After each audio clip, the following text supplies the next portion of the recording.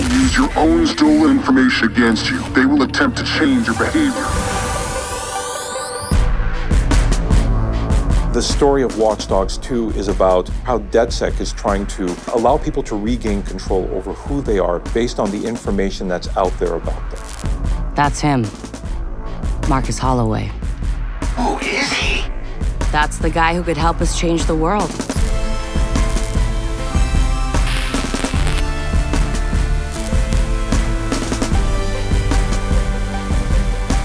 Watch Dogs 2 is about a hacker named Marcus Holloway. He's a very gifted and smart young man who ends up by getting profiled and accused of a crime he didn't commit. That opens his eyes as to all the inequalities that are out there and how the system is being used against people. He's fighting for injustice. This system that's in this game, CTOS, it puts labels on people and it doesn't really take in who they are as people or whether they're good. It just says they're high risk, you need to treat them this way. And so he starts working with Dedsec in order to show people what's happening, but more so to help take down part of the system that's being used against them. T-Bone comes along, getting Dedsec to go, yes, we have to make a stand. We have to be the good guys. Nice hat. Nice mask. They are the David against the Goliaths, but they have something special that David didn't have. Like, they don't have a sword, they have the entire internet. The Goliath is all forms of establishment.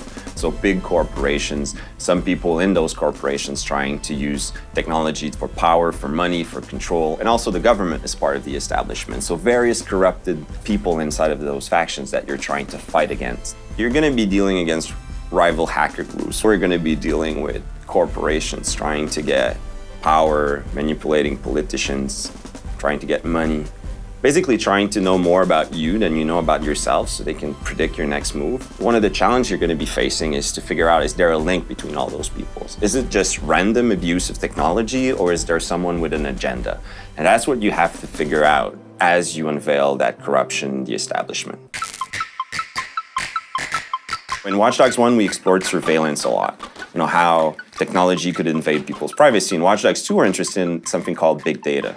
Big data, really what it means is all the stuff we do online, all the information that is recorded on us. When we were crafting Watch Dogs 2, we definitely wanted the players to come away thinking to themselves, holy crap, I didn't know this existed. We started looking at how people are being predicted and potentially manipulated. You come into Watch Dogs 2 and you now are at the heart of Bloom. You see what happens when they're able to take all this information and compile it together. They don't see anything wrong with compiling this data.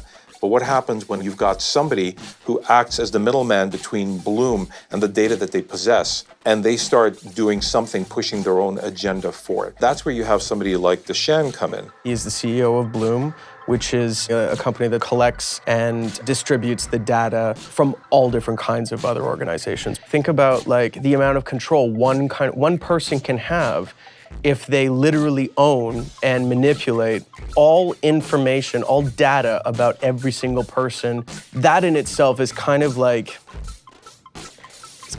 God. And that essentially is what the limitless of what Dushan's capability is could turn into. If I'm going to separate how Deshan and Marcus differ, I would actually say it's what is it that they're willing to do in order to win? Who does Deshan sacrifice in order to accomplish victory? And what is Marcus willing to give up, or what is he not willing to give up in order to do the same? Marcus doesn't come in with that idea of, I'm gonna save the world. He comes in with a, fuck Bloom, they fucked me over, so I'm coming after them. You know, the defenseless trying to defend themselves. We are the ones that can step up and defend for them. We've all been broken down into our most core components as far as information is concerned. And we have no control over it whatsoever. We have no say over who uses it. We have no say how it's used against us. If there's no way that the people can know what's happening, then things like this happen. Hackers step up and figure out the truth, and then they divulge the truth to the masses. All that data at Bloom's fingertips, that's like the world's most powerful monopoly. This is systemic injustice at its highest level. Let's show them what going to war with us really means. It's up to you to decide what side you're on or what's right and what's wrong. But at the end of the day, this story is exactly what is happening today. Namaste.